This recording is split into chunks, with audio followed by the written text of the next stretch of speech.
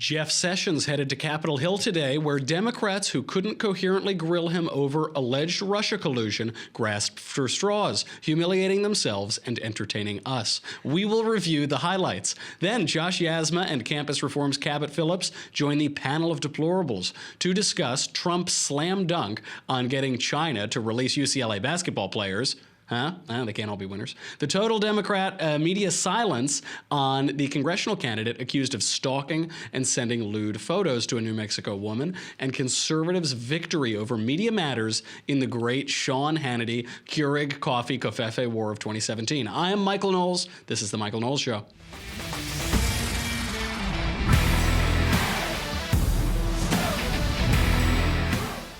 What a great way to wake up today. I got to watch the Sessions testimony, and Democrats just absolutely humiliate themselves, especially Sheila Jackson Lee, my favorite member of Congress, maybe my favorite member of the federal government. Before we get to all of the highlights, though, I have to tell you a sad story. I have to tell you, this is a personal story. It comes from my own life. You've probably experienced this having watched the show and listened to the show. There was one time that I needed to hire a producer. And I considered my options. I walked around the sidewalks. I looked for people muttering to themselves and sleeping in gutters with a bottle of booze in one hand or what have you. And I thought that would be the best way to find a candidate. That's how we ended up with Marshall as the producer. But what I should have done is gone to ZipRecruiter. If only I had known, it's too late now, but if only I had known, we could have gotten one of the most qualified people in the country, because that's where they all are. With ZipRecruiter, you can post your job to over 100 of the web's leading job boards with just one click. Nobody has time. We actually have, walking around the street looking for muttering people aside, we actually do hire people a fair bit, and it's very complicated if you use other tools. So you got to post to this, and you got to post to that, and you got to follow this, and you don't get a notification for this one and that one and this one. ZipRecruiter makes it all so easy. You can rest easy knowing that your job is being seen by the right candidates. Because ZipRecruiter puts its smart matching technology to work. It actively notifies qualified candidates about your job within minutes of posting so that you receive the best possible matches. That's why ZipRecruiter is different from all of those other ones that don't do anything. You just pay them some money and you click a button and nothing happens. Unlike other hiring sites, ZipRecruiter doesn't depend on the right candidates finding you. It's not just a board. It's not just you pin it up there. It actually finds them. It notifies them, and that way you'll get the best candidates. You can even get a start on the interview process by adding screening questions to your job post, and then you can help identify the most qualified candidates. And you also don't need to waste time going through stacks and stacks of resumes. I'm out here in Hollywood. The way that people deal with resumes and headshots out here is they get it in the mail. They immediately throw it in the trash. So you don't need to worry about going through all those files. That is why 80% of employers who post on ZipRecruiter get a qualified candidate through the site in just one day. That's an amazing statistic, because we do these searches for people, seriously, and it'll go on for weeks and weeks and a month, 2 months. And this, 80% of employers who are on ZipRecruiter, they get a quality candidate in just one day. Then the easy-to-use ZipRecruiter dashboard lets you manage your hiring process from start to finish all in one place. ZipRecruiter is the smartest way to hire. And today, you can find out why ZipRecruiter has been used by growing businesses of all sizes and industries to find the most qualified job candidates with immediate results. Because right now, my listeners can post jobs on ZipRecruiter for free. That's right. If unbelievably some Michael Knowles Show listeners are in a position to hire people, and I believe that, we're all good capitalists, we're all serious people, we know all the news, we have all the covfefe, then you can go check it out right now for immediate results. It's free. It's just ZipRecruiter.com/MKS. You know what that stands for? Of course you do, the Michael Knowles Show. ZipRecruiter.com/MKS. One more time to try it for free. Where do you go? Marshall, do you know where you go? Yeah. Where is it? It's ZipRecruiter.com. He doesn't know. Why didn't I use ZipRecruiter? Why didn't I use it? ZipRecruiter.com/MKS. Okay, let's get to the news. Attorney General Sessions headed up to Capitol Hill today. In the buildup, Democrats boasted of how they were going to grill Jeff Sessions on Russia. Trouble is, they don't have a whole lot to work with because, as left-wing commentator Van Jones pointed out, What do you think is going to happen this week? I mean, with the whole Russia thing. The Russia thing is just a big nothing burger. Really?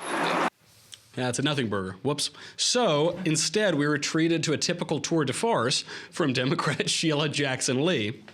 Here she is. I took the liberty of reviewing federal crimes against children, particularly those dealing with sexual or physical abuse. As you well know, Lee Kaufman, Wendy Miller, Debbie Watson Gibson, Gloria Thacker Deason, and Beverly Young Nelson, these young women, have accused this individual, Judge Moore, who is running for a federal office, the United States Senate, of child sexual activity. Do you believe these young women? I have no reason to doubt these young women. And with that in mind, if you believe these young women, do you believe Judge Moore should be seated in the Senate if he wins? And would you introduce investigations by the DOJ regarding his actions? We will evaluate every case as to whether or not it should be investigated. This kind of case would normally be a state case. I would say, Representative Jackson Lee, that the ethics people at the Department of Justice, and I've talked to them about that when this campaign started, it's the seat I used to hold, they advised me that the Attorney General should not be involved in this campaign. I have friends in the campaign. Thank you, Mr. General. I have steadfastly adhered to that. I want to make sure that if he comes to the United States Senate, and I think I should continue to do so. If he comes to the United States Senate, Garner, Walter Scott, Tamir Rice. My question is, as I hold up the poster dealing with the report under your jurisdiction, Black Identity Extremists, it is interesting to me that you are opposing individuals who are opposing lethal force, similar to the attack on Reverend Dr. Martin Luther King on COINTELPRO, but there seems to be no report dealing with the Tiki Torch Parade in Charlottesville chanting, "Jews will not replace us." Why is there an attack on black activists versus any reports dealing with the alt-right and the white nationalists? What is your favorite breakfast cereal? Is it Fruit Loops? Who won the 1968 World Series? Why are these? The reason she's asking these ridiculous questions is, of course, that she doesn't really have anything to say about Russia because this entire testimony today was a ridiculous parade and a charade. But let's just put this into context. She is asking the Attorney General in his official capacity to comment on a Senate race, on a Republican candidate for Senate in Alabama. She's then asking him to comment on I suppose, a potentially criminal case from 40 years ago that would typically be handled by the state anyway. So obviously, Sessions, who's been around a long time, he's a pretty smart guy. He says, well, with due respect, this has nothing to do with my role, and I'm supposed to be testifying in my role as Attorney General, not as a Fox News contributor or whatever they're trying to make him into. Then she brings up Black Lives Matter and looking at some of the protests and riots that have come out of Black Lives Matter, and she says, why aren't you looking into white supremacists or yada, yada, yada? Now, he says, I don't know what you're talking about, lady. It's just business as usual at the DOJ. It is worth pointing out, though, that in August, the DOJ sent out a major release that they had gotten the largest conviction of white supremacists, Aryan Nation prison inmates in U.S. history. So that happened just a few months ago. It was the biggest skinhead, white supremacist gang prison conviction in history. 89 inmates was what they got. And in 2016 in the United States, just some interesting statistics, there were 5,770 hate crimes in the United States. According to DOJ statistics, 46.3% of those were committed by white people. But that doesn't really make a whole lot of sense, and I didn't believe the statistic. So I looked a little further down there. They're defining Hispanic people as white people for that statistic. So when you look for non-Hispanic whites, that number drops to 26.1% in that category. Nevertheless, during testimony that where we're supposed to be talking about Russia, we're supposed to be talking about anything that the Attorney General really can comment on, this is the kind of nonsense because Sheila Jackson Lee either doesn't understand what her role is or what the role of this testimony is, or realizes she's got nothing and just needs to try to grab as many crazy headlines as she can. I never miss an opportunity to watch clips of Sheila Jackson Lee. I'll be on YouTube sometimes, and I'll be, on YouTube, you go from one video to the next. I will go on an hours-long clip parade of Sheila Jackson Lee. She is the most entertaining person in D.C. So here are just a couple other greatest hits from her. My chairman and others for giving us an opportunity to have a deliberative constitutional discussion that reinforces the sanctity of this nation and how well it is that we have lasted some 400 years, operating under a constitution. Between type 1 and type 2. But you did say it. Again, I'm trying to put my comments into context, ma'am. I'm aware of the difference between type 1 and type 2 diabetes. On the OGE... But you're not a doctor either. I'm not a doctor. Are you? What do you mean I'm not? Of course I'm not a doctor. You're not a doctor. And I love we've been under the Constitution for 400 years. It's served us very well for these 400 years. It hasn't been 400 years. It hasn't been 400 years since the landing at Plymouth. But sure, for under 400 years we've been laboring under this.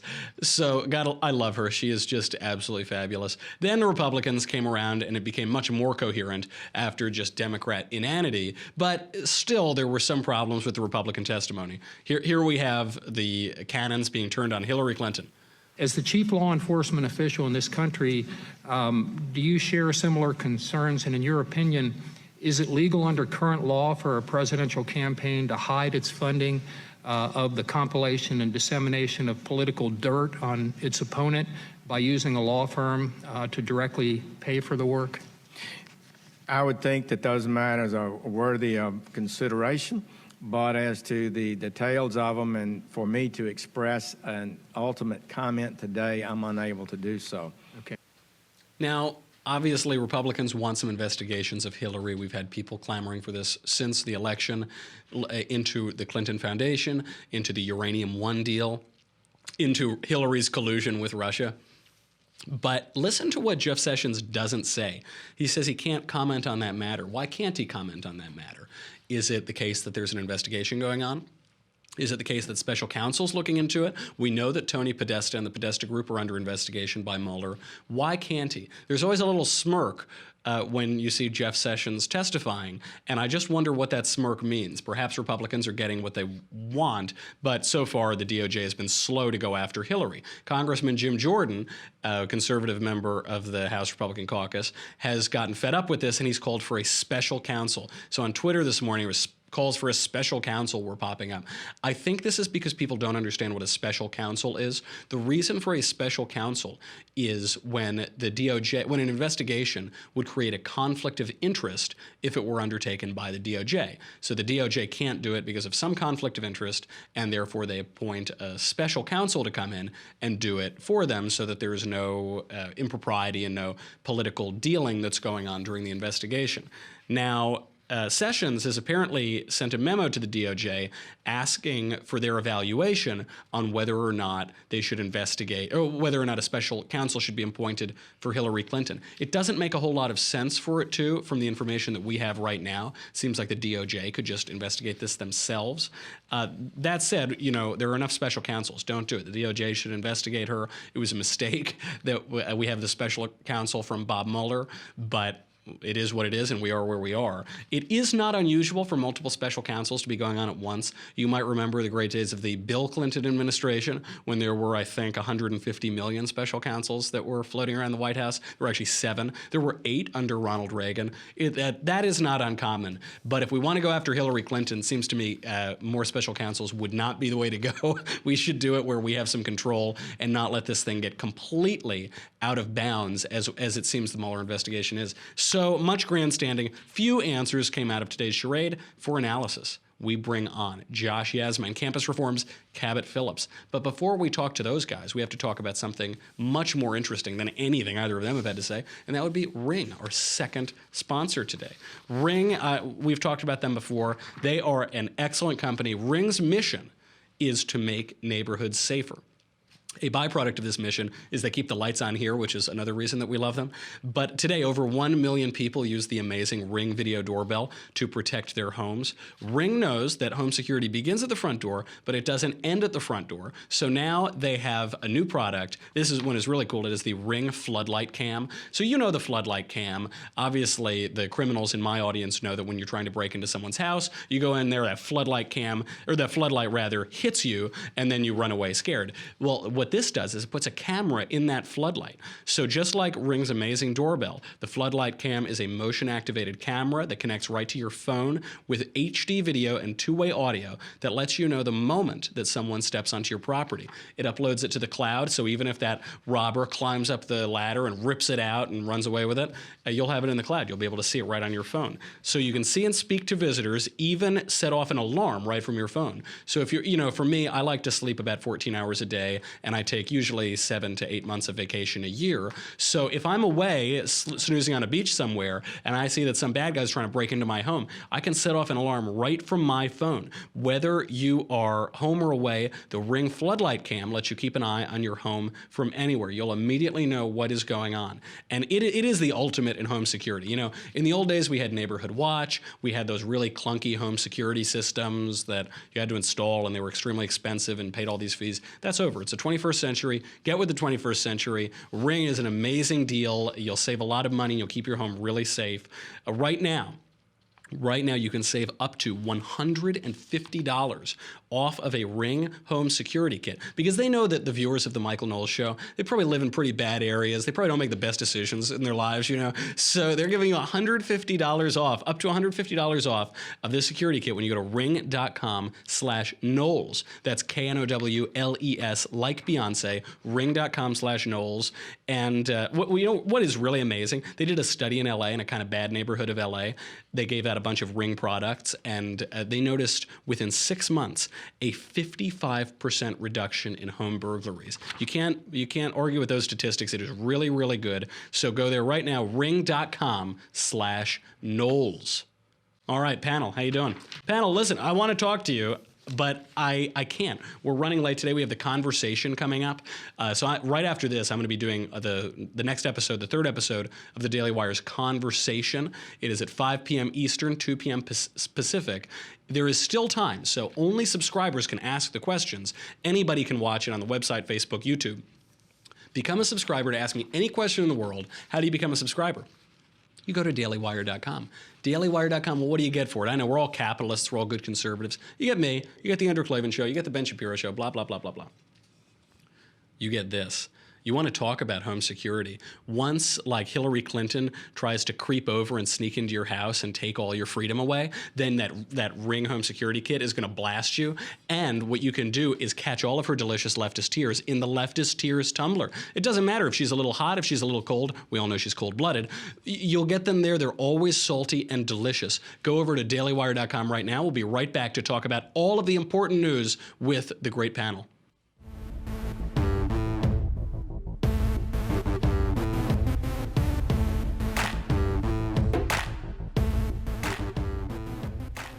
Cabot, Josh, thank you for being here. We have an expert panel. I can't help but notice that, Josh, you've positioned yourself in front of every single book in the world.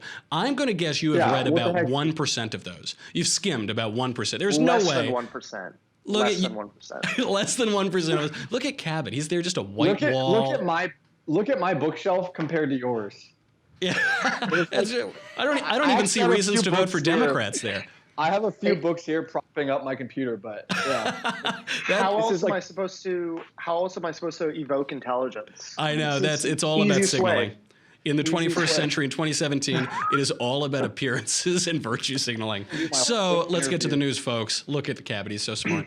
Early Tuesday morning, 3 UCLA basketball players were released from Chinese custody for shoplifting, and they safely boarded a 9 a.m. Delta flight to come home. Why is that? According to all available reports, it's because President Trump told Chinese President Xi Jinping to make it happen. Josh, the consensus view is that Trump is a blundering idiot on the brink of sending us into nuclear war. But the consensus view is also almost always wrong. Is Trump a foreign policy maven, a Metternich for the 21st century? What do you think? So first, in regard to the story, the Wall Street Journal first reported this story, and NBC, CNN, all of them picked it up. It's clear that he intervened. He spoke to President Xi personally, and he got the job done, which is a huge feat. It's when foreign nationals go abroad. I mean, when American citizens go abroad and you go into these hostile foreign countries, anything could happen. We saw with Otto Warmbier in North Korea. North Korea. That was incredibly dangerous. But Trump got the job done, and he displayed his negotiating skills. Well, that's actually what I want to bring up, because people make fun of the art of the deal all the time. They say, well, it was ghost written. He's probably never even read it. He was busy running this company and running that company. But Cabot, is this the art of the deal? And if so, what is the secret to the art of the deal? I saw some people on Twitter comparing this to when the Iranian hostage crisis ended on Ronald Reagan's first day in office. Some people there, I don't know if it's that extreme to where there were all these victories. It is obviously a victory. I think maybe the difference is that President Trump has taken a much harder line throughout his campaign. He pretty much had this whole narrative of being tough on China and being tough on every other country. So I guess maybe that's having an impact. And also, I think the Trump that we saw throughout the election and really we see on a day-to-day basis and on Twitter is not the Trump that many of these world leaders get. I think a lot of them are pleasantly surprised when they see his willingness to, compromise with them. And he is a businessman, an international businessman at that. So I think that's helping his clout with some of these foreign leaders. But there's always a middle ground. I don't think it's that he's this world-class, #1 best deal maker in the world. It's also not that he's a bumbling idiot the way the media is making it out to be. There's a middle ground there, but there's not too many other ways of spinning this other than a victory for the Trump administration, especially on the PR front in getting these guys home. And yeah, President Abe of Japan clearly seems to like him, or Prime Minister rather, clearly seems to have been impressed by him. He's always giving him gifts and silly hats. And he does seem to have made an impact on world leaders. Now, Josh, you're a foreign policy guy. How do you rate this Asia trip? His poll numbers are increasing, so it seems to be affecting the public. Has he handled himself, A, better than people thought he would, and B, better than his predecessor, for instance? Well, his predecessor didn't do much as far as, Chinese. He led from US behind. relations. What are you talking about? Well, he had this idea President Obama had this idea of an Asia pivot. So he wanted to leave the Middle East behind, let it crash and burn, and move on to Asia, establish trade relationships, strengthen the bond there. He never got there because the quagmire in the Middle East kept pulling him back. President Trump seems to really be doing well at this balancing act. He's taking care of ISIS. He's getting the job done there, and he's talking to Asian leaders. He's trying to he's trying to strengthen bonds there. I will say that some of his rhetoric on trade, I'm somewhat opposed to, but what about his action on trade? Because we were all nervous. We were told we're going to get tariffs and trade wars, and none of that has happened. Was it bluster? Was it just a negotiating position? Or are you still afraid that we're going to dive into some trade war? A lot of it was this populist kind of rhetoric. And when he gets to the negotiating room, I think he's a lot more realistic about what's required, about the importance of U.S.-Chinese bilateral trade relationships. And from everything we're hearing, it went smoothly. President Xi was satisfied. Our partners in the South Pacific were satisfied. Even the media, they didn't have much to criticize him on.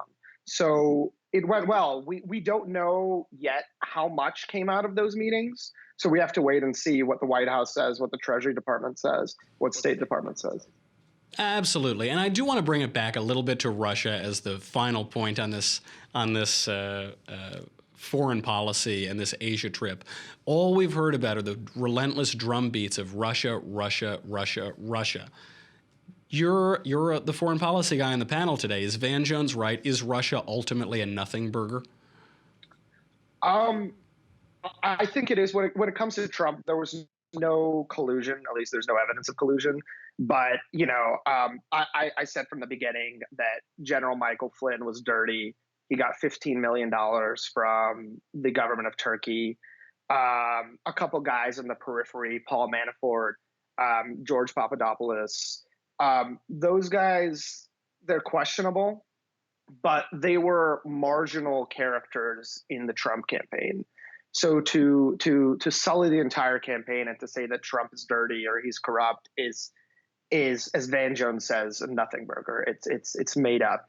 But there are some questions, lingering questions about these periphery figures: Manafort, Papadopoulos, Flynn. we should question them, and we should question what they're about. Cabot, this brings up a question for you. I have a dichotomy for you. George Papadopoulos or George Stephanopoulos? The media have harped on this Russia thing forever and ever. We had this absolutely useless testimony today that was funny. I enjoyed that part. That was a nice way to wake up. But the American people seem to not like, they don't want Russians interfering in our elections. They don't want us collaborating with foreign powers or yada, yada, yada. But they really hate the media. They really hate the media the most. So which poses the greater threat? WikiLeaks sending a couple tweets to Donald Trump Jr. or a corrupt news media run by people like George Sokolopoulos, as Andrew Klavan calls him, that are shilling for Democrats all the time? Can I take neither in this situation? Yeah. Do I have to? It's like, do you want arsenic or hanging? That's a tough call, but I mean, if it's, again, I don't want to make big sweeping statements about the Russia investigation until it is concluded. I think the American people would really do well to get the facts in this and not have to deal with the media rhetoric. In the big picture, though, if the investigation continues to not show any evidence of collusion as it hasn't so far, I do think the problem of the media is a larger, long-term problem for the country. When people don't know who to trust, they don't even know what's going on. It's just this sensationalist drivel that's coming out from the mainstream media, where everything has to be the end of the world, and with so many different things, spelling doom. Anything President Trump does, it's we're going towards the edge of oblivion, and it's hard for American people to keep up with what is supposed to be killing them that day, what's supposed to be It's concerning them. They exhausting. wake up every day like, what's the narrative? Like, what's supposed to be scaring me that President Trump is doing today? How near is our country to falling off? And the American people, it's sad that many of them have fallen for this. But again, I think the media is to blame, and it's this sensationalism where if everything is sensational, then nothing is, and the media doesn't realize that. And they're either sensationalist or they're dead silent on it. Because there was this piece, did you hear, I'm sure you haven't, did you hear about the Democrat congressional candidate David Alcone, who has been arrested in New Mexico for stalking a woman and sending her photos of his genitals? You haven't heard about that because not a single mainstream news source is covering it, because Alcone is a Democrat. Not one. When you look it up, it's like the Santa Fe Shopping Cart Tribune or the local Albuquerque Shopping Cart Dispatch, or it's these really local papers. No one is covering it. Meanwhile, mainstream media are doing their best to black out Trump's overseas trip with tabloid coverage of Roy Moore's alleged sexual misdeeds 40 years ago. Josh, in the face of this flagrant media bias, is it any wonder that people will still vote for Roy Moore? Well, let's be clear. The Democratic Congressional Committee has already come out and condemned.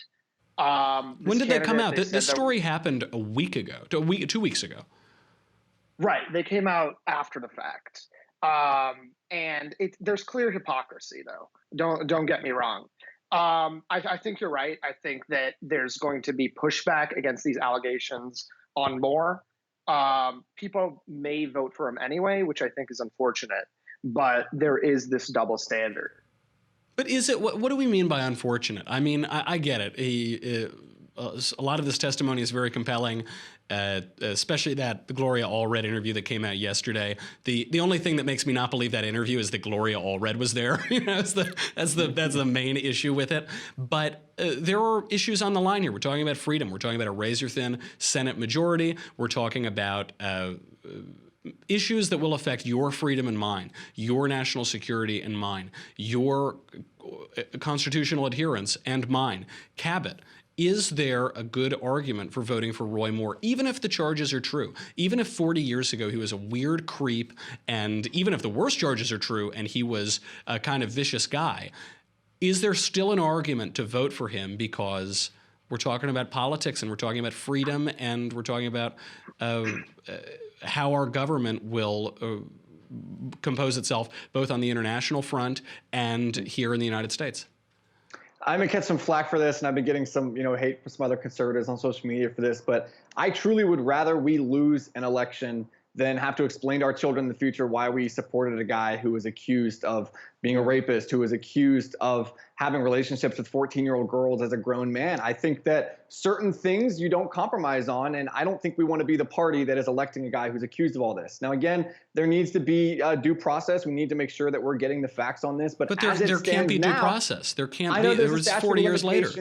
There's a statute of limitations on many of these issues. But again, as it stands now, I tend to believe many of these accusers. I think that looking at the evidence that's mounting up against him, it doesn't look good. At the very least, he's a complete creeper. And, what grown man is going around hanging out with high school girls, trying to pick up young girls at the mall? I think that is not someone that is something we want to be promoting in the party. But as far as the actual election itself goes, I don't think that Mitch McConnell coming out and saying don't vote for him is going to drive anyone in Alabama away from voting for him. Well, Anything, that's it may true. give votes. But But looking at the vitriol that many people in Alabama have towards the Republican establishment, the more old school senators in D.C. that come out and say we don't want this guy in the Senate, I think the more it may help him get votes in Alabama. Again, I don't agree with that strategy, but I do think that looking at logically in Alabama, I think that could be helping him in some ways.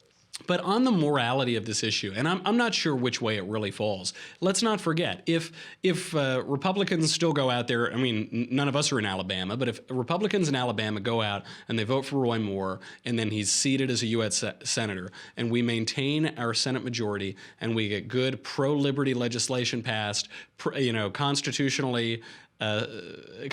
legislation passed and legislation to protect the Constitution. If we maintain that majority and then we have a stave against impeachment or a stave against conviction of the president, what would you rather do in 40 years? Say, yeah, there was a really creepy guy, probably not a very good guy, who was in the Senate for a while, and that's probably not good. Or would you rather say, yeah, because we decided that accusations from 40 years ago are enough to knock off a Senate candidate, we lost our majority and we had to enshrine Obamacare and we didn't get tax reform. We lost our presidency because he was impeached, and we didn't get any decent judges, and your First Amendment's gone and your Second Amendment's gone, but hey, I feel good about myself because we didn't support that really creepy guy. It doesn't seem like a clear moral question to me. Josh, what do you think? Yeah, no, I think it's a slippery slope. If conservatives are going to condemn Harvey Weinstein, conservatives are going to condemn these Hollywood liberal elites, there has to be consistency. And why? like Harvey Weinstein doesn't adjudicate whether or not my government encroaches on my freedom or not. Harvey Weinstein is a gross producer in Hollywood who makes bad movies and some good movies, but he's a bad guy. And we're talking about the Senate. What the distinction I'm trying to make here is between this guy's weird personal life 40 years ago and the politics of it and the liberty of it and the freedom. There's a difference, though. I think there's a difference between a weird personal life and an illegal personal life. And if we're going to be the party of morality and the party of law and order, how can we stand by a guy who but he hasn't been convicted of anything. These accusations are coming, and I'm not saying I don't believe them. I actually am tempted to believe them. I'm compelled to believe them. But this guy has no due process. This guy, we're talking about accusations well past the statute of limitations. Does this mean that whenever Democrats get upset in a bad race, they can find somebody? And I'm not saying that that is what's happening in this case. But if your principle holds true, then doesn't that mean they can find somebody, hurl some accusations, and we have to jump off the guy even if there is no due process? Well, there's a big difference between accusations and people coming forward with evidence and with a repeated pattern. Well, the yearbook is pretty bad. The yearbook doesn't look good. But also, when it comes to this guy's morality as a whole, can we just assume that he's going to all of a sudden support all of these conservative principles once he gets elected? If we can't trust him to be honest about his history, if we can't trust him to follow the law and not be a scumbag in the way it appears. Of course, can we really trust him to vote in public life, his record has been extremely conservative. Now, are we saying that someone who has ever broken the law can't be a conservative? Well, there but for the grace of God go I, because all are sinners and fall short of the glory of God, right? Well, and I think that senators should be held to a higher standard than some random guy that's creeping the mall. I think we totally. I totally buy that. I mean, this guy's probably going to lose anyway because that was such a devastating press conference yesterday. I'm just pointing out that there are two different aspects here. We're talking about this guy's creepy personal life. Listen, you've met a lot of politicians. I've met a lot of politicians. They're basically all terrible people. There are a few exceptions that I could name, but they're all just desiccated, awful people who have no sense of integrity or soul or really even wisdom. They just have a desire for power. And so I don't know. I'm just not surprised by this. I think it's if these accusations are true, it's really awful. And the Luther Strange campaign should have figured it out, so they could have knocked him out early and we could have won this seat. But Or that Oppo research. Or yeah, done some Oppo research. But that does raise a question. Why couldn't Strange figure this out? Why couldn't any of his opponents in all of the years he's been in public life figure it out? Josh, last word.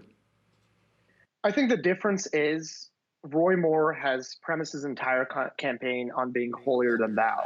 This is a morally infused campaign. He said he's going to legislate based on his moral principles. And if that's the case, and he's an immoral character, then none of this follows. Then his campaign doesn't make sense. It's inconsistent. It's hypocritical. And I don't think that he's going to win. And I don't think that what he did was should be viewed in any sort of positive light, regardless of the costs and benefits of having him in the Senate. Well, that's a fair point, too, that in this case, there is hypocrisy. There is, whenever you're going to stand for a moral standard or a traditional standard, then you are going to come under the microscope for it. And that's too bad, because the Democrats don't have any standards. They don't have any standards at all, which means they might be vicious, awful people, but at least they aren't hypocrites. Rochefoucauld says that hypocrisy is the tribute that vice pays to virtue, but in this case, it's probably enough to make this guy lose a Senate race. Maybe he should lose the Senate race, but it's really too bad that his Republican opponent couldn't have dug this up a while ago, kicked him out of the race, and then we wouldn't be having this conversation right now. To quote a great man, sad. Maybe we should have followed the candidate that President Trump endorsed. Okay, gentlemen, excellent. Thank you for being here. Cabot Phillips from Campus Reform and Josh Yasmeh. I will talk to you both very soon. That's our show today. It's a little short today because we have to do The Conversation, which is coming up at 5 p.m. Eastern, 2 p.m. Pacific. Log in. It's not too late. Subscribe now. And, well, I guess if you're watching it right now, you've already subscribed. So thanks for doing that. Send in some questions, and I will talk to you all in about an hour. I'm Michael Knowles. This is The Michael Knowles Show. I will see you very shortly.